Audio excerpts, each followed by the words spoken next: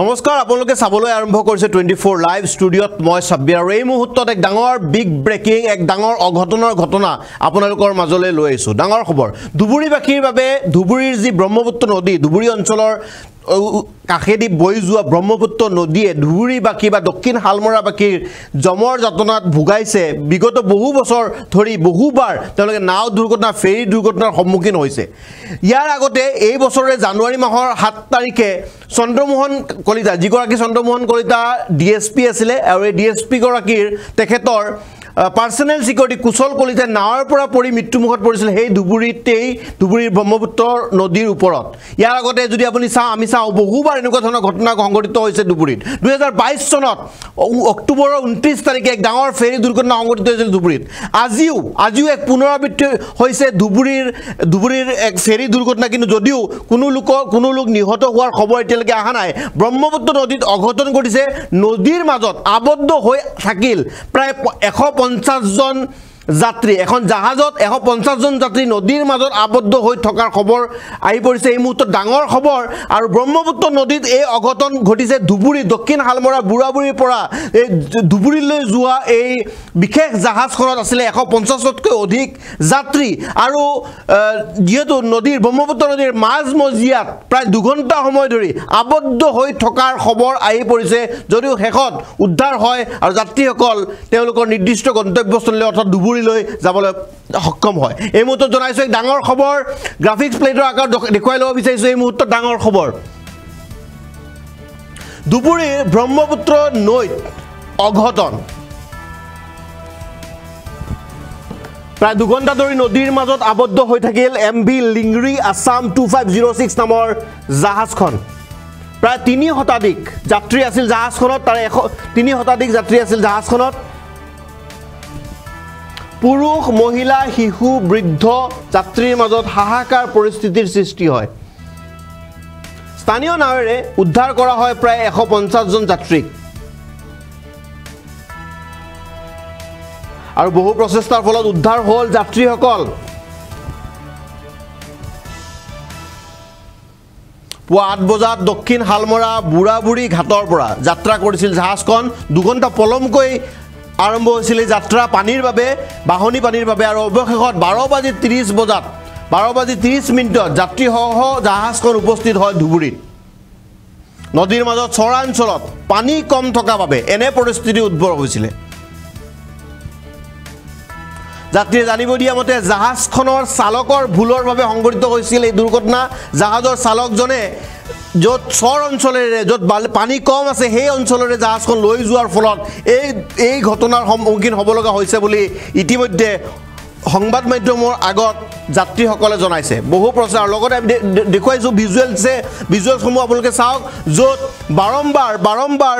চৰকাৰৰ ফালৰ পৰা ইয়াৰ আগতে যি যোৰহাটৰ ফেৰীঘাট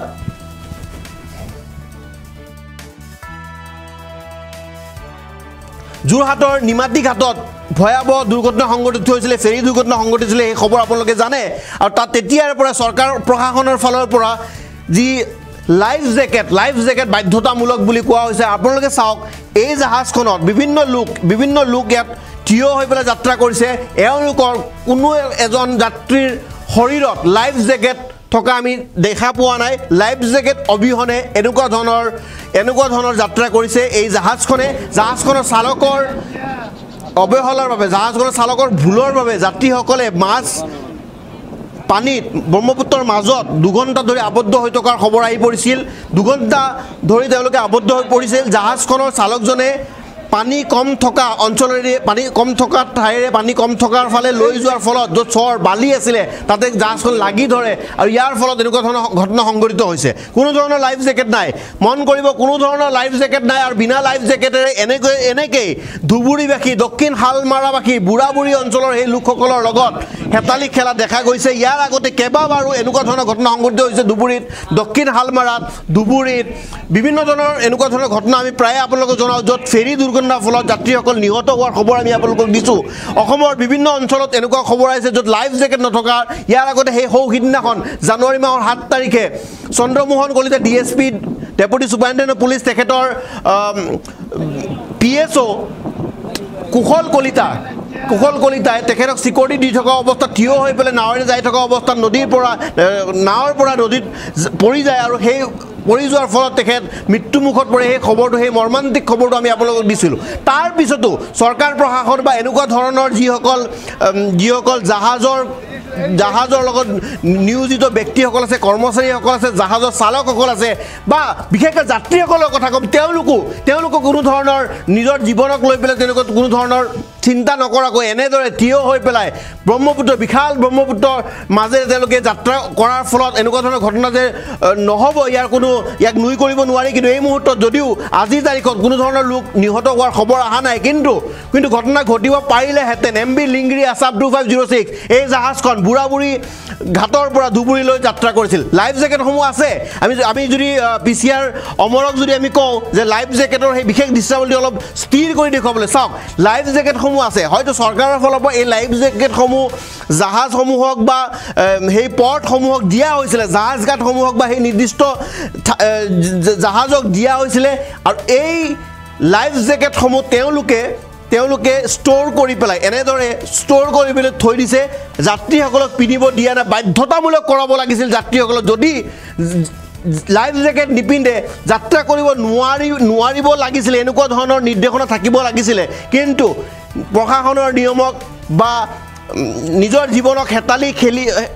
বিপদত পেলাই এওঁলোকে যাত্ৰা আৰম্ভ কৰিছে উইদাউট লাইফ জেকেট বিহীনভাৱে যাত্ৰা কৰিছে আৰু যদি 2 ঘণ্টা ধৰি নদীৰ মাজত আবদ্ধ হৈ থাকিলে MV লিংগিৰি আছাম যাত্ৰীসকলৰ কিছু ভাষ্য আছে আমি শুনাই ল'ব বিচাৰিছোঁ ভয় লাগে আৰ কি হবে ভয় তো আমাকে ভয় কৰে লাভ নাই সৰকাৰেৰ কিবা চিন্তা কৰিব লাগে নেকি চিন্তা কৰিব তো লাগে ইয়াত আর সরকার চিন্তা কিবা ব্যবস্থা না করে কি নাম এটার নাম কি এটা হলো নীলগিরি ফেরি এটু কোৰ পৰা কোত যায় বুঢ়াবুঢ়ীৰ পৰা ধুবুৰী লৈ যায় সেফটি কিবা আছে নেকি হ্যাঁ সেফটি আছে সেফটি বেল আছে এইবিলাক কি কারণে হ'ব পাৰে এটু দুর্ঘটনা হলে তা মানে কিবা দুর্যোগ আকাশের দুর্যোগ হলে কি কারণে না মানে লঞ্চটো আটকেছে সড়ক থেকে উঠি গেছিল কিমান সময় আছে 2 ঘন্টা আছে মানে এটু ডেজিং নকৰাৰ কাৰণে হৈছে হ্যাঁ এই মানে ড্ৰাইভাৰটো বেশি ড্ৰাইভিং নহয় মেশিনেৰ কাৰণে হ্যাঁ এইতে ৰাস্তা ৰং কৰি মানে সড়ক উঠি দিছে ইয়াৰ আগত জলস্তৰ ফেরিটো আইলে এটা গভীর পানী যায় না এইটো আকৌ মানে সড়ক ঘুমাই দিছে আগত কিমান সময় আছিলে যাওয়াতে কিমান সময় লাগে আর আহাতে 1 ঘন্টা 10 মিনিট মান ইয়াত কিমান টাইমত আহিব লাগিছিল ইয়াত আহিব লাগিছিল 10টা 10ত কেটা বাজে এতিয়া 12টা